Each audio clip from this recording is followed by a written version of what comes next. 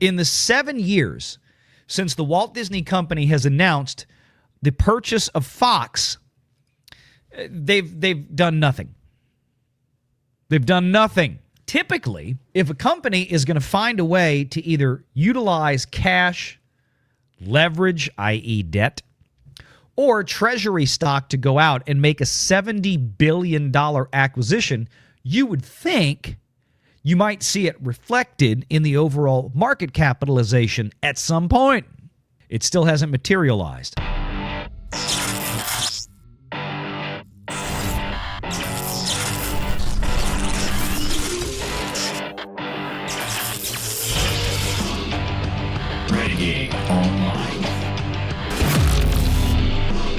So I don't know if there should be a whole lot of celebrating from a business side of things for Disney and Fox here, which brings me to the next point, right? And we talked about this before, and there were a few of these things out there. We'll have some stories for this later. Let me switch over here. This is my problem. Y'all let me know, what else Disney has really managed here, because we've talked about this before. People ask me all the time about this. And yeah, we have a Jim Cramer clip. I might actually throw it into this one. I might actually throw it into this one because it is a little appropriate. But I want to show people something here. Let me get the screen to expand here for me first. Let me show everybody what I'm talking about. And this is what keeps bothering me. People out there trying to say that this is a win, right? I'm going to take issue with you.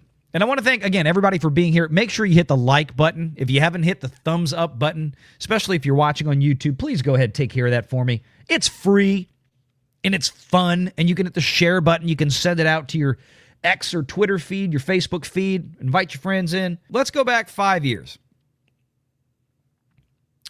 Hell, let's go back more than 5 years. This is the Walt Disney Company. Let me explain something to people out there that seem to keep missing the point. Okay? And there's a lot of people that keep missing the point. All right, you see where my cursor is right now? 2018, 2019. January of 2018, Disney was at $111 per share. There have been no splits, no reverse splits. Nothing else is, nothing else crazy has happened here, right? Like Netflix is about to do a 10-for-1 split. I think it's high time. If we go all the way through 2019, where were we in 2019 towards the beginning of that year? $118 a share. 118 right there. Late 2018. This is when the announcement was made and the deal was done that the Walt Disney Company was buying Fox. $70 billion. $70 billion to acquire Fox. And that was basically everything but Fox Broadcasting, the over-the-air Fox, and Fox Sports Networks, because it was too much for Disney. They weren't allowed to keep it all. So Disney walked away with the film studios. They walked away with the distribution contracts they already had in hand at Fox, namely for things like James Cameron's Avatar, coming up in about a month and a half from now, and all the IPs that came along with Fox, namely things like Predator. Where is Disney today? $110 a share. Ladies and gentlemen, in the 7 years since the Walt Disney Company has announced the purchase of Fox, they've done nothing. They've done nothing. Typically, if a company is going to find a way to either utilize cash, leverage, i.e. debt, or treasury stock to go out and make a $70 billion acquisition, you would think you might see it reflected in the overall market capitalization at some point. It still hasn't materialized. I'm going to bring that back up again because I know there's people out there asking, what is that big bump right here? What is all this? This was the euphoria of streaming during COVID. Had zero to do with Fox. This ran up like crazy, okay, because streaming, oh my God, they're gonna make a streaming service. They're gonna do what Netflix, they're gonna be another Netflix, and blah, blah, blah, and then everybody realized, no, they're not. It's no. So again, there's been no value added here. And this is the key that I always keep reminding people, and especially when we have, didn't mean to do that, especially when we have our new viewers out there, which we appreciate you. But I mean, you look at the chart here, you look at Disney, let me show you something. Again, it's worth about $110 a share, the same as it was 7 years ago when they bought Fox. What is the market capitalization right now? Well, it's right there, $199 billion. Meaning if you took every share of Walt Disney stock at $110 and you added all of them up, it equals $199 billion. That's what the market thought that the Walt Disney Company was worth 7 years ago, before they spent $70 billion to buy Fox. It is now worth the same thing today. Meaning that Fox, one of the worst decisions and one of the worst mistakes, I think, in Hollywood history, and I think one of the biggest blunders of Bob Iger's entire career, was pissing away that kind of money on an asset that clearly wasn't worth it. And here we are today. Can anybody else out there watching this right now? What other major Fox properties has Disney really put both feet forward in and had any massive success with? I genuinely can't think of any. I don't know. But if we're going to treat this like a win, let's go ahead and realize the fact that apart from Avatar, and again, not the IP, not the equity in Avatar, but just merely the distribution rights, which is effectively a bill for Disney, because as the distributor, they're the ones that have to cough up all the money to market the film, okay?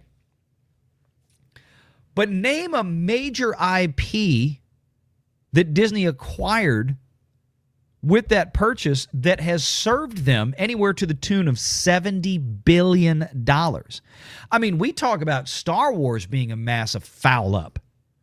That was only $4 billion.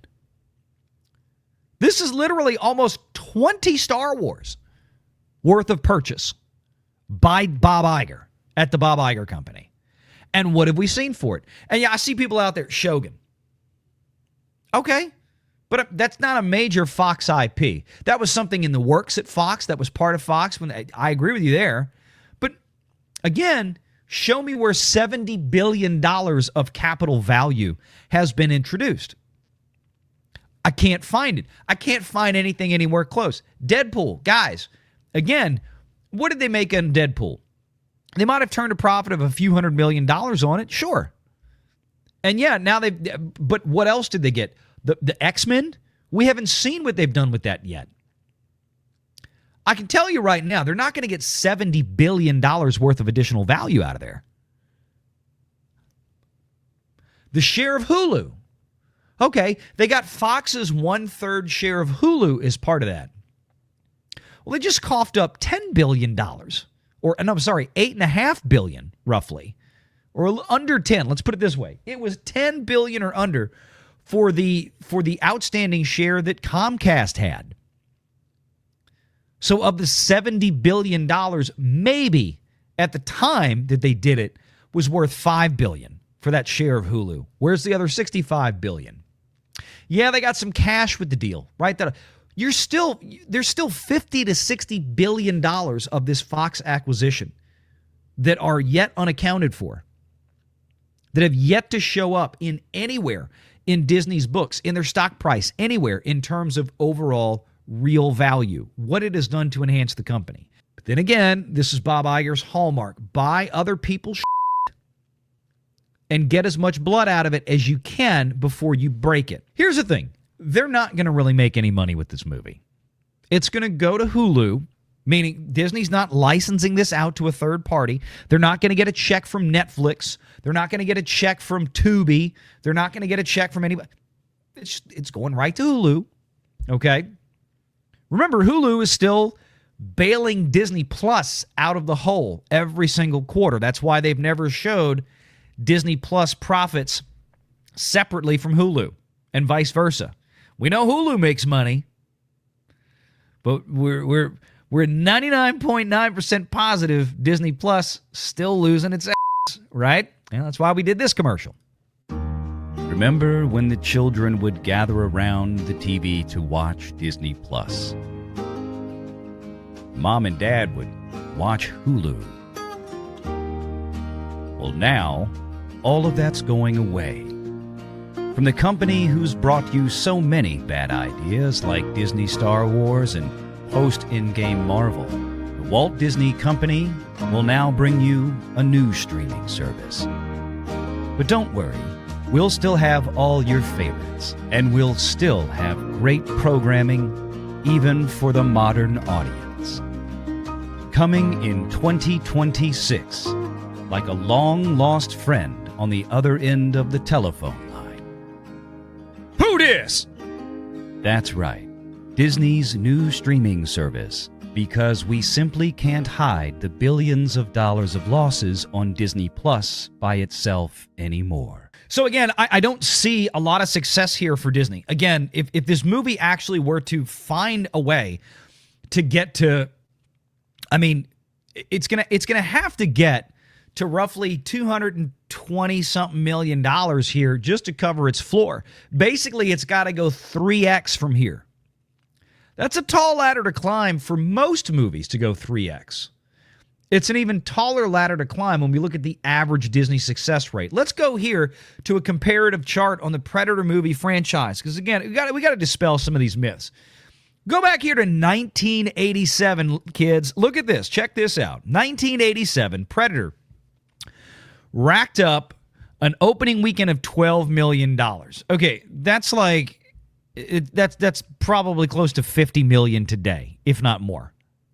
I mean, movie ticket prices since then, it's gone up. And again, nobody knew what Predator was back then. You had maybe a third or a fourth of the number of movie screens in 1987 that you do today. All right? Domestic box office finished up at $60 million with a worldwide box office of almost $100.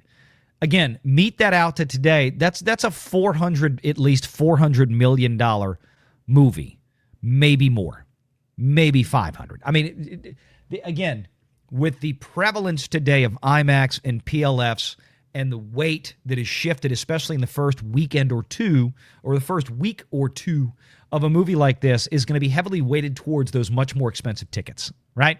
If I was going to go see Predator Badlands this weekend, I promise you, I would have walked in to go see it in a PLF because I prefer the premium experience when I go to the movies, right? But you look here, Alien versus Predator in 2004, and there's a lot of comparison here saying it beat that as an opening weekend. $38.2 million for AVP. Now, AVP is not a movie that I go back and rewatch a bunch of times, but I will tell you that AVP, and I might do it I might do it now that this new movie's out, because it's probably been a hell of a long time since I watched AVP. But Alien versus Predator, it was fun. It was dumb, but it was dumb fun. It was really enjoyable.